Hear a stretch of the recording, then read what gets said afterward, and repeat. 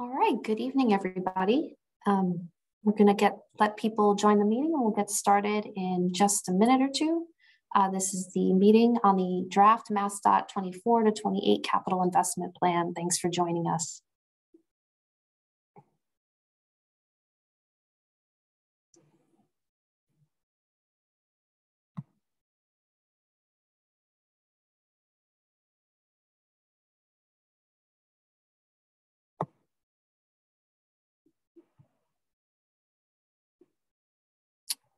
All right, well, good evening, everyone, and thanks for coming. My name is Michelle Scott. I'm the manager of capital planning at the Massachusetts Department of Transportation. And tonight we'll be discussing MassDOT's fiscal year 24 through 28 capital investment plan, or CIP for short. To get things going, I'm going to turn things over to my colleague, Raisa Kwame, who's going to review the meeting procedures. Thank you, Michelle. So my name is Raisa Kwame, and I am one of the MassDOT producers this evening, alongside Chris Clem, who will help facilitate the question and comment session. Let's take a minute to review your Zoom controls. On the bottom of your screen, you will find your audio settings. Your microphones are muted during the meeting, but you will have the opportunity to speak during the questions and comments session at the end of the presentation by using the raise hand function to indicate you wish to speak. You can rename yourself by clicking the participants button to open the participants list, finding your name and then clicking rename. If you have questions or comments during the presentation, you can put them in the chat box and we will address them during the question and comment session. If you need to attend the meeting by phone, please dial 1-301-715-8592 and enter meeting ID 874-9107-8460 and passcode 430980. If you are experiencing technical difficulties and require assistance, please dial 508-824-1367 extension 233. Finally, you may view live closed captioning generated by Zoom by selecting the CC icon at the bottom of your screen.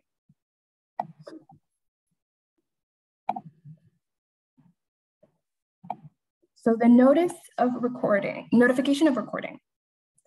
This virtual public meeting will be recorded. The Massachusetts Department of Transportation may choose to retain and distribute the video, still images, audio, and/or chat transcript. By continuing attendance with this virtual public meeting, you are consenting to participate in a recorded event. If you are not comfortable being recorded, please turn off your camera, keep your microphone muted, and refrain from chatting in the transcript box. If you prefer to excuse yourself from the meeting, you can find the meeting materials at this website, mass.gov/CIP. Other important notes. Please note that you are automatically muted upon entering this meeting. The meeting will be open to questions and answers and comments at the end of the formal presentation. If you have trouble with the meeting technology during the presentation, please request support using the Zoom chat function or call 508-824-1367 extension 233. All questions and comments are welcome and appreciated. However, we do request that you refrain from any disrespectful comments. I will now hand the presentation back to Michelle. Thank you. Thanks, Raisa. Just to give a quick overview of the agenda for tonight, first we'll hear a welcome from the Metropolitan Planning Organizations, or MPOs, that serve the Southeastern Massachusetts region.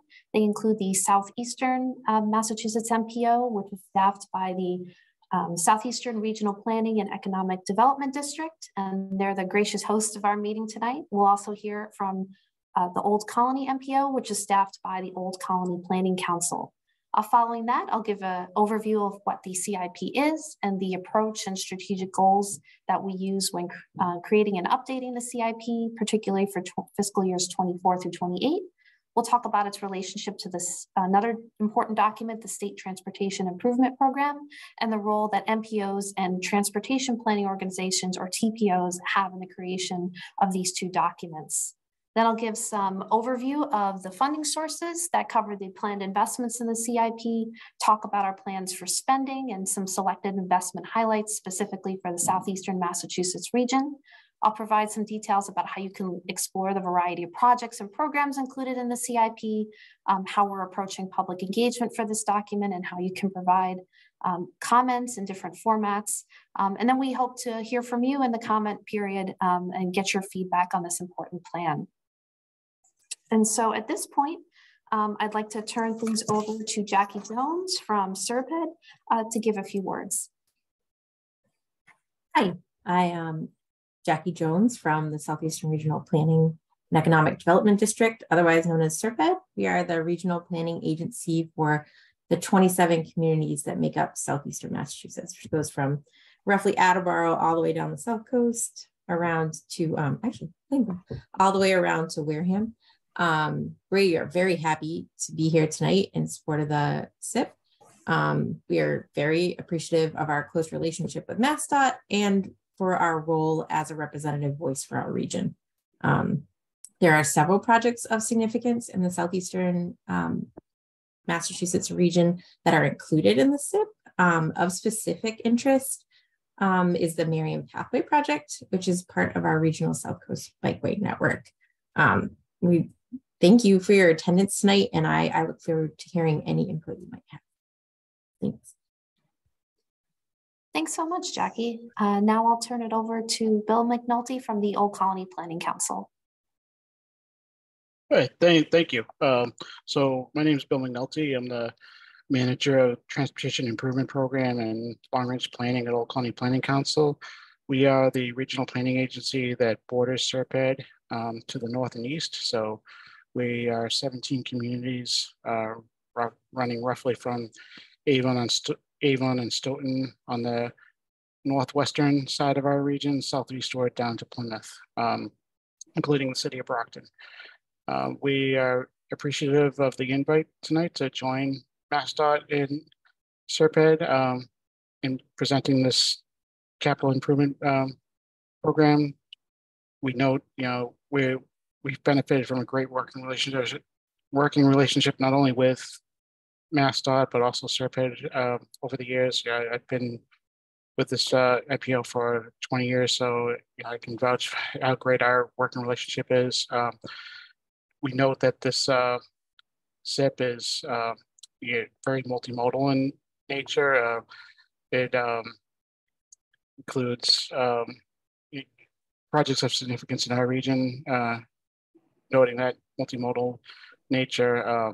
The bicycle and pedestrian improvements along the Route 123 corridor in Abington and Brockton, upgrades to the Plymouth Municipal Airport, and then some large-scale capital projects such as the replacement of the Paddle Point Avenue Bridge, which runs over Duxbury Bay, and the Smith's Lane Bridge in Route 3 in Kingston. So it's a great program, and it creates a seamless planning system for the region. We just rolled out our regional transportation improvement program for 2024 to 2028. We're also developing a long-range plan, which is our long-range planning horizon for the next 20 years in the region. So all this works seamlessly with the SIP, and we're very appreciative of this process. And lastly, if you're not familiar with the metropolitan planning process, we invite you to come by our website, oldcolonyplanning.org, and you can learn more about what we do and in our meetings that everyone is welcome to attend. So thank you. Thanks very much, Bill. So moving ahead to an overview of the CIP. So this is the Capital Investment Plan, again, or CIP for short, is one of the key budget and policy documents that guides investment here at MassDOT. It's a financially constrained 5-year plan that directs state and federal funds to pay for capital expenditures related to transportation. It funds a variety of activities relating to planning, construction, and maintenance of the transportation network. It's, as I mentioned, a rolling 5-year plan, which we update through a development process each year. It covers a variety of modes, as Bill highlighted. These range from roadways, bridges, complete streets, and separated bicycle and pedestrian facilities, investments in transit, our aeronautics system, rail, and improvements to the registry of motor vehicles. So this diagram in the top hand right portion of the slide kind of highlights the general framework we've used to develop the CIP in recent years. It's based on 3 core priorities: reliability, modernization, and expansion. Reliability is really focused on maintaining and improving the condition of our transportation assets. Modernization is going a step further to make them safer, more accessible, and have them support economic growth. And expansion is really looking at opportunities to increase different transportation options and extend parts of the network. For example, the Commonwealth's statewide bicycle network. To support these 3 priority areas, we have a series of investment programs that I'll talk about in more detail later in the presentation. And within each of these investment programs are highlighted specific projects that are funded in those areas.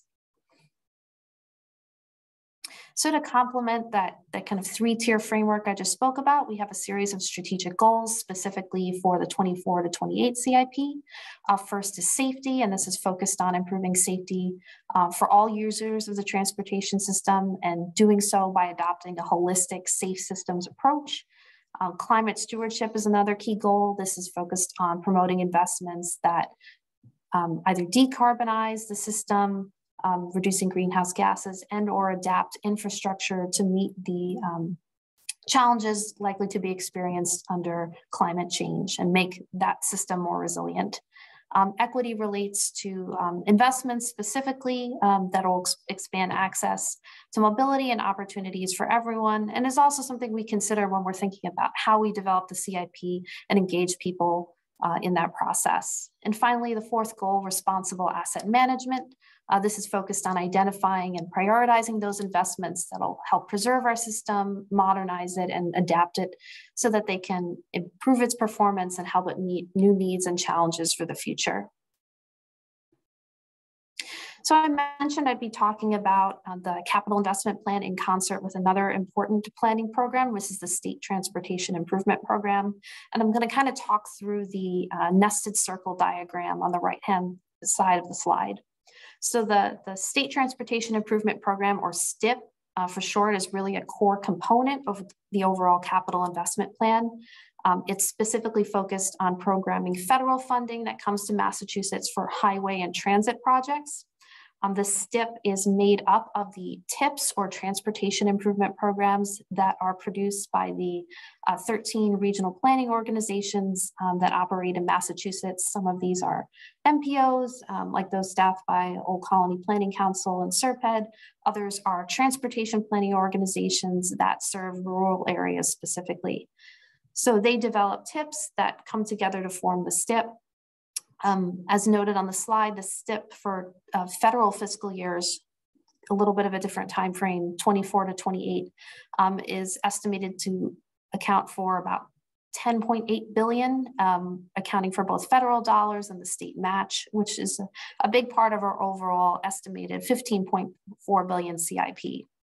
Beyond the STIP, the CIP also contains other types of projects that may receive federal aid. These may be airports receiving grants from the Federal Aviation Administration, or rail lines receiving grant funding from the Federal Railroad Administration.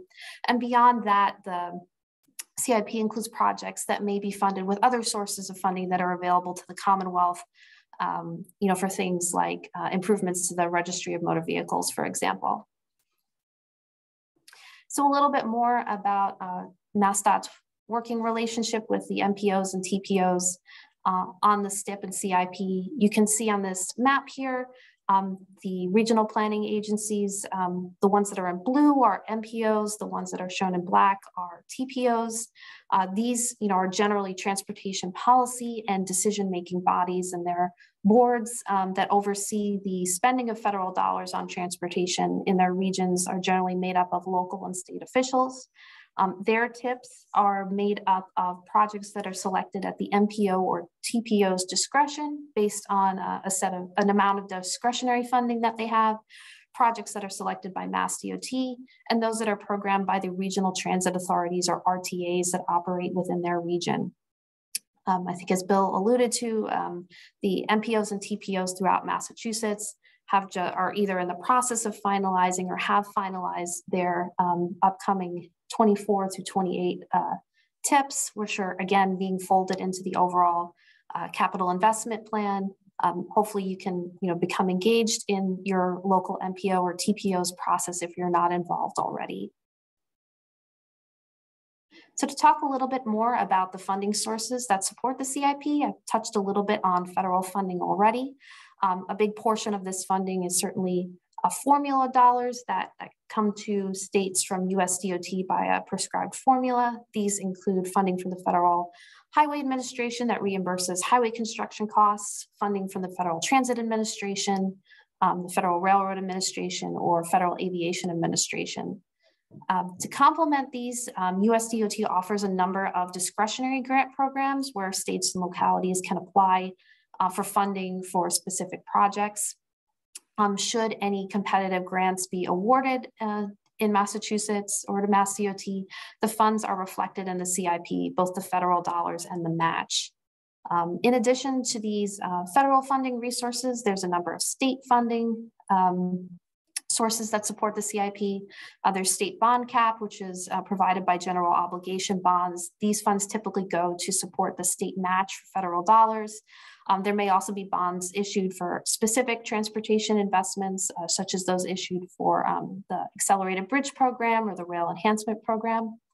MassDOT also collects tolls for a number of its toll facilities, the Metropolitan Highway and Tobin Bridge systems in the Boston area, and then the Western Turnpike. All of those funds are pay-go funds, so those revenues collected can be used to spend on investments to improve those particular tolled facilities. And then there's a host of a variety of other funding sources. For example, the Central Artery Tunnel Project Repair and Maintenance Trust Fund, which supports ongoing improvement and maintenance of the Central Artery.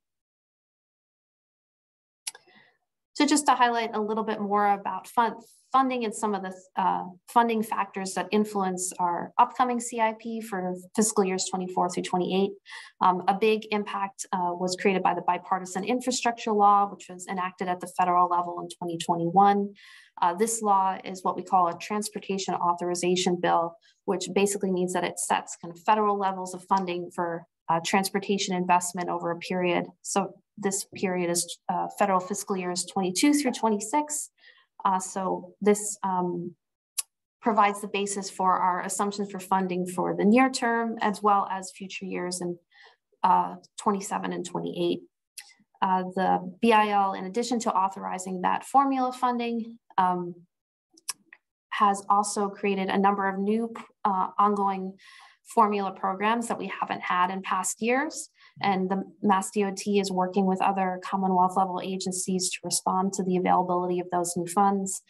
For example, our CIP includes a resiliency program that's designed to spend the protect or promoting resilient operations for a transformative, efficient, and cost-saving transportation program that's really focused on making assets resilient in the face of climate change.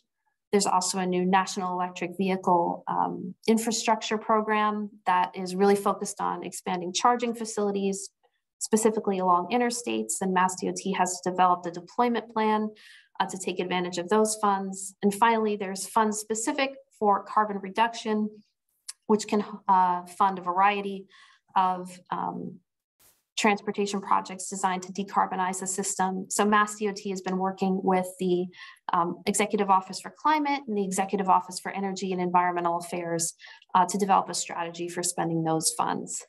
The BIL has also provided increased support for bridge improvements, which is informing both our active 23 through 27 CIP and the 24 through 28 one that's upcoming.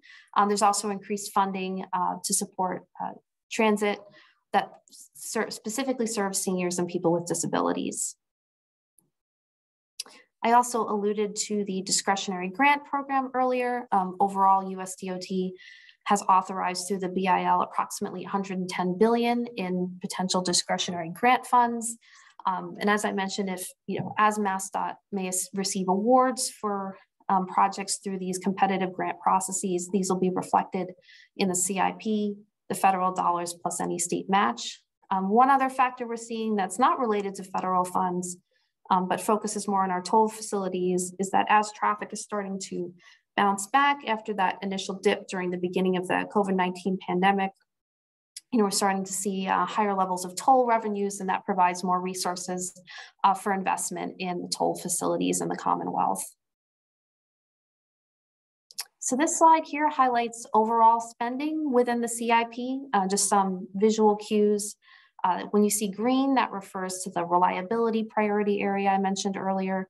The blue refers to modernization, and the black refers to expansion. So you can see kind of in that top part of the slide, the tables there highlight investments in those priority areas by MassDOT division. You also see the MBTA reflected here. One point I'd like to make about that, the MassDOT CIP reflects specifically Commonwealth funding going to support MBTA investments. An example of this is the South Coast Rail project, but the MBTA does have a separate CIP.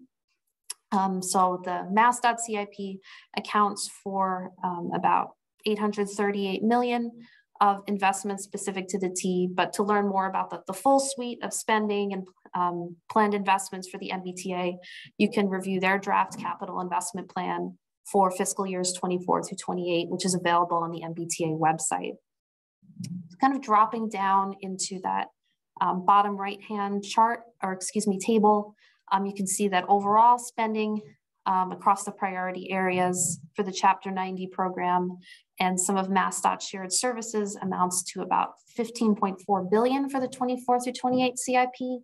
This is a little over $500 million more than what was planned for the 23 through 27 CIP. And then finally, in that pie chart on the bottom left-hand corner, you can see that when you look at reliability in the green and modernization in the blue combined, there's about 83% of CIP spending that's directed to those priority areas.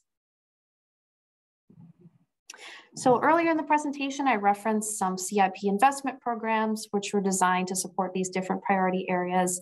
What this slide shows is for the different MassDOT divisions, some of the programs that are helping to advance these priorities. So for example, if we take a look at the highway division, the bridge program and interstate pavement program supports ongoing reliability and asset maintenance and condition improvements.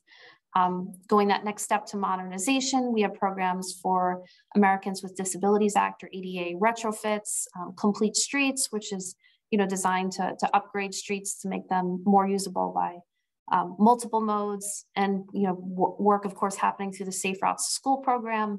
And then looking over into the expansion category, programs like the Shared Use Paths and Bicycle Pedestrian program that expands the overall statewide bike network. And things of that nature. So again, trying to develop programs throughout the CIP that will help us move us in the direction we're trying to go. I do want to highlight a number of CIP programs that are focused specifically on meeting municipal needs. Of course, the one many are familiar with is the Chapter 90 program, a longstanding program that provides state aid to municipalities for local transportation projects to kind of complement that source of funding. We have a number of other programs. For example, the Shared Streets and Spaces program, which is initiated during the COVID-19 pandemic, is designed to provide funding so that communities can repurpose their sidewalks, curbs, streets, and parking areas to support public health, to improve mobility, particularly for cyclists and pedestrians, and support renewed commerce and economic activity through things like outdoor dining, for example. Other programs include the Local Bottleneck Reduction Program, designed to improve traffic flow and multimodal travel needs at signalized intersections. The Municipal RTA and electric vehicle fleets is an example of one of those programs designed to advance climate stewardship goals by integrating electric vehicles and charging equipment into communities.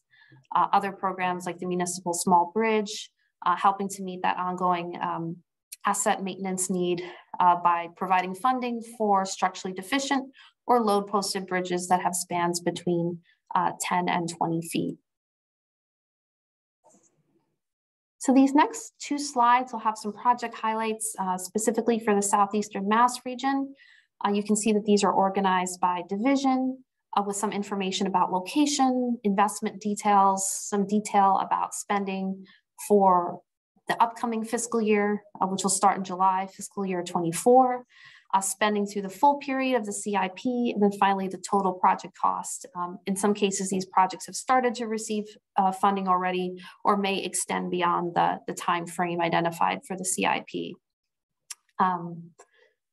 So you can see here, in the aeronautics category, there's examples of runway improvements at the Mansfield and Plymouth municipal airports, projects like culvert repairs on the Watupa branch rail line. You can see for the different transit authorities, projects highlighted here, in particular, the Brockton Area Transit Authority and the Greater Attleboro-Taunton Regional Transit Authority have investments related to electric buses and vehicle charging. Again, another support for the Commonwealth's climate stewardship goals. Kind of looking at the agencies across the board, their support for vehicle improvements and overhauls, facility and improvements and things of that nature. So here's the project highlights specifically for the highway division. You can see kind of a diverse modal representation here as well. Again, this is just a sampling of projects that are available in the CIP, and I can talk a little bit about where you can learn about the full range of projects that are included. But we do have examples of bridge projects such as improvements on Pilgrim Highway, the bridge replacement in Duxbury, as well as the replacement for the superstructure on I-195 over Route 18 in New Bedford. Other examples are kind of corridor improvement projects for the Route 79 Davil Street project in Fall River, or improvements on Route 138 in Stoughton. We do have an example of, bicycle and pedestrian, a separated paths in addition to the complete streets work. For example, the shared use path construction that's planned for Marion. There's also examples of safe routes to school projects to support kind of the new standalone program we have included in the CIP this year. For example, improvements taking place at the Leroy Wood Elementary School in Fairhaven. To dig in a little bit more to the investments and spending that I've highlighted, talk a little bit about our CIP document structure. The first component is an overview, which covers a lot of the material that I discussed tonight, but you can explore funding information and project information in more detail. We do have a full project list, which is included in our Appendix A. This details projects by division and location. You can find the kinds of information I've covered on those project highlight slides. The Appendix B talks more specifically about the CIP's investment programs, so you can see more detailed descriptions of the variety of programs and the planned spending for each one for 24 through 28. So to conduct engagement on the CIP, we've approached this in a couple different ways. For example, when publishing the CIP, we offer it in a couple of formats, one being a standard PDF format, the other being an interactive Esri story map that houses a number of really cool and I think fun data visualizations that allow you to kind of dig into the spending and explore areas that you may be particularly interested in. To share, what's going on with the CIP, we've been hosting this virtual public meeting series in partnership with our MPO partners. This is the fourth of a series of 6 public meetings, and I'll talk a little bit about some of the remaining meetings that we have coming up. Again, these meetings are pretty consistent. They offer an overview of the CIP plus some region-specific project highlights, but we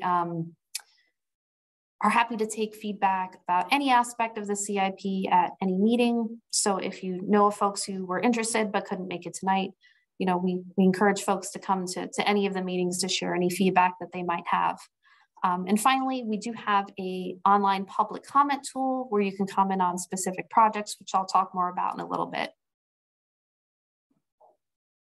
So this slide just highlights our upcoming meeting schedule and ways to provide comment. As you can see in the blue box, the full list of the meetings. We have 2 more coming up, one tomorrow night, specifically focused on the Cape and the Islands, and one this coming Monday, focused on Central Massachusetts.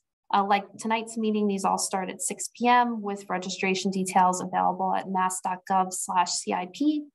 Other ways to provide comment, again, I'll touch on the comment tool and how to use that in a minute. You can email us comments if you'd like to provide them in writing. They can be sent to masscip@state.ma.us. We also accept physical letters. So at the end of the presentation, I'll highlight the address where you can send those.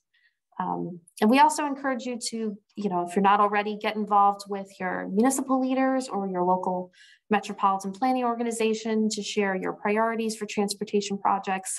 As I mentioned, with the relationship between the TIP and the STIP and the CIP, that information all gets incorporated with the intent of creating a capital investment plan that really reflects the interests and needs of people who live in the Commonwealth. So highlighting all of those different ways to provide comment, the comment period specifically for this 24 through 28 CIP opens on May 18th and will be closing on June 9th. So this slide highlights a little bit about our project viewer. This is something you can access through our CIP website, and it's also embedded within that story map version of the CIP document. You can use this to explore different tools, such as by filtering for projects, either by MPO or MassDOT Highway District, if you're familiar with that, by CIP program. You can also enter information about the location or the project name or ID if you're familiar with it. And then there's also an opportunity to explore on the map to look at projects that may be planned for your area. The center of this screen cap image highlights, project listings that'll come up. If you click on the more info button for each one, that'll take you to a window that provides more detail about the project's description, its planned spending, and also a place where you can provide a comment specifically about the project or upvote the project if you're interested in doing that. And again, this will be tool and resource will be open for comment through June 9th. So again, the feedback we collect about the CIP is really important and valuable to us to making sure that this is a plan that reflects folks' priorities. And there's a couple different ways that we use the feedback that comes in. Feedback specifically about projects. First, on existing projects that may be included in the CIP. If you have comments about those, we share those with MassDOT internal stakeholders for the relevant divisions and with those project managers, so that those considerations can be accounted for as the project is developed or implemented.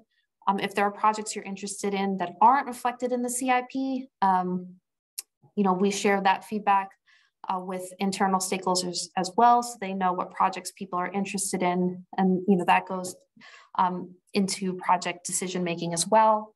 Going up a level to programs and priorities, we look at how people have commented about different CIP programs and whether they support them, and this helps drive ongoing decisions about investment and future priorities.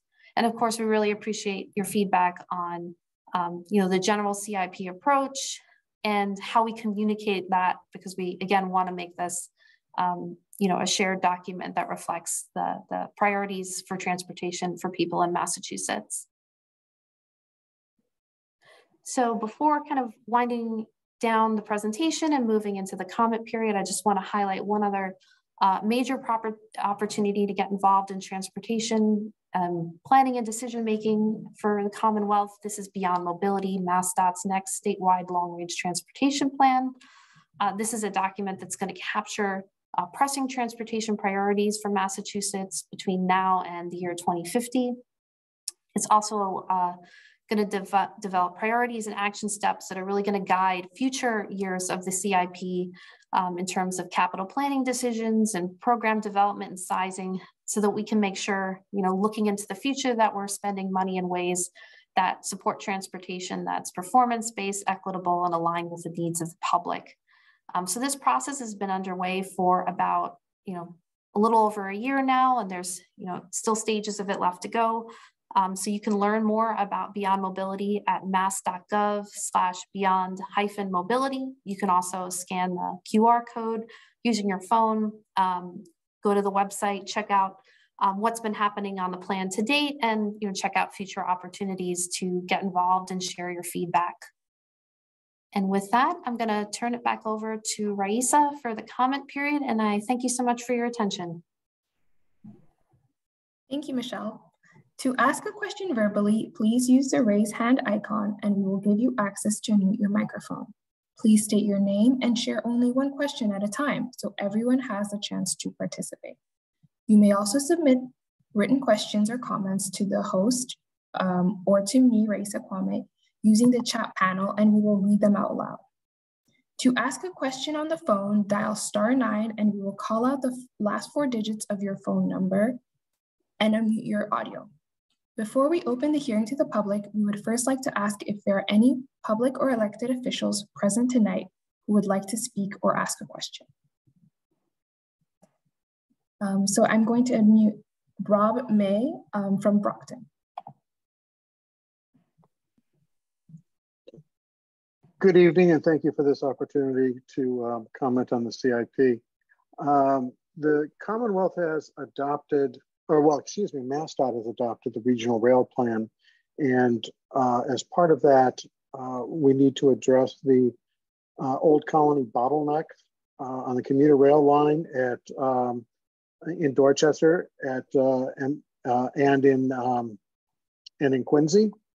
And I would love to see some money start the planning process for that. I don't know.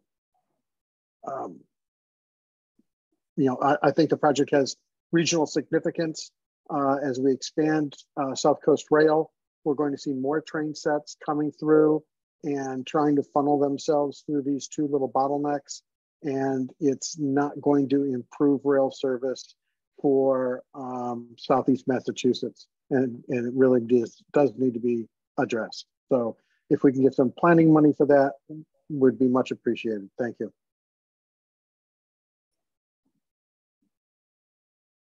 Thanks very much for your feedback on that. We've heard that this comment in other venues as well, and that's something we're sharing with our rail division internally as well as with our MBTA partners. So we appreciate you sharing that tonight. Thanks.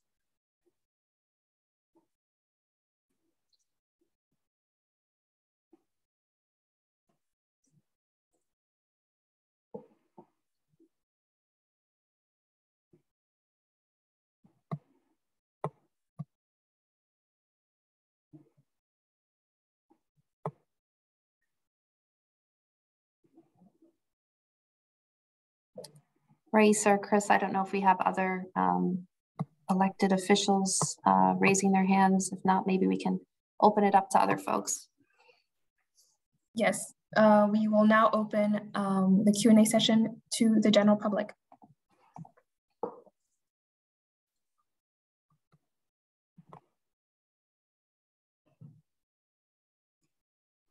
So I will unmute John York.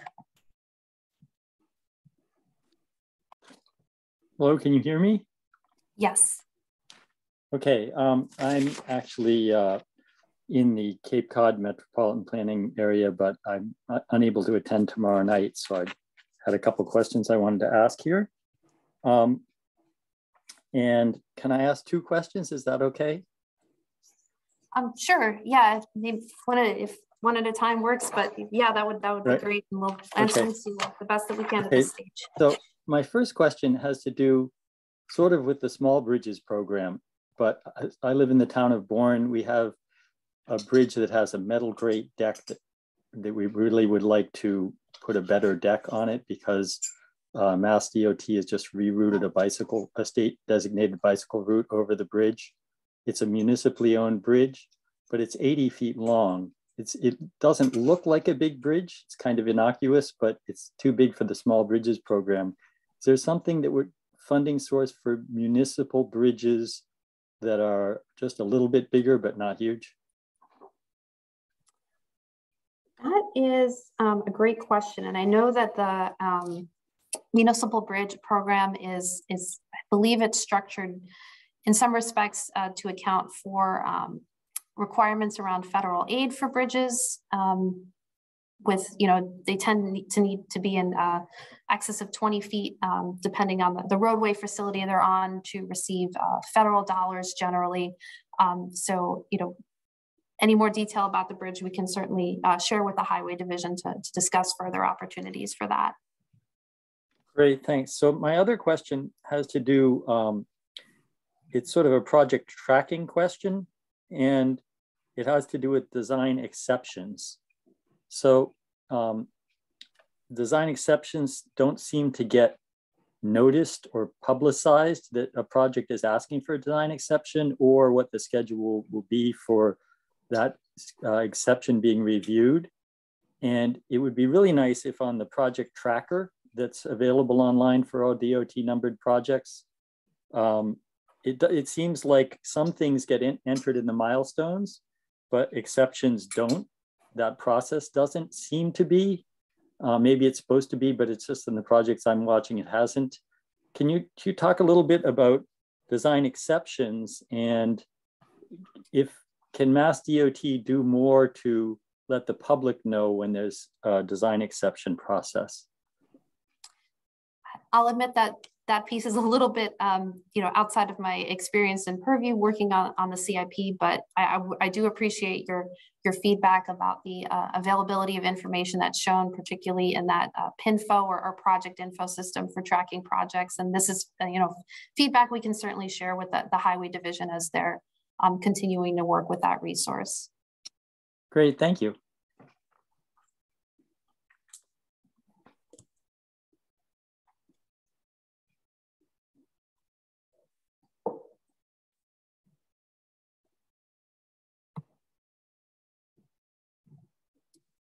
Definitely encourage any other folks, if you have feedback you'd like to share about the CIP.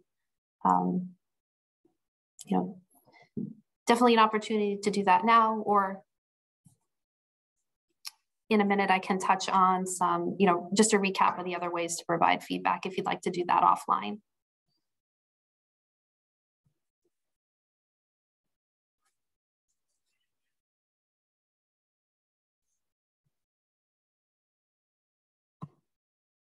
Okay, so just to, again, thanks everybody for coming out and for your attention tonight. Just want to highlight, to find the different materials that we've covered about the CIP this evening, you can go to mass.gov/CIP. We have a specific page, I think it's the Developing the Next Capital Plan webpage that you can find on that CIP main page that'll take you to all the materials. We should have a copy of this presentation. It's actually a more general one that covers all the different regions that you can view, and hopefully that should be up by tomorrow morning, in addition to the CIP documents and the link to the story map. Again, you can comment on the CIP at masscip@state.ma.us, or by using the online comment tool that we showed. If you'd like to send a letter to us, you can address it to MassDOT, Office of Transportation Planning, attention the Manager of Capital Planning at 10 Park Plaza, room 4150, Boston, Massachusetts, 02116. So again, thank you so much for being here tonight, and I hope you all have a great rest of your evening.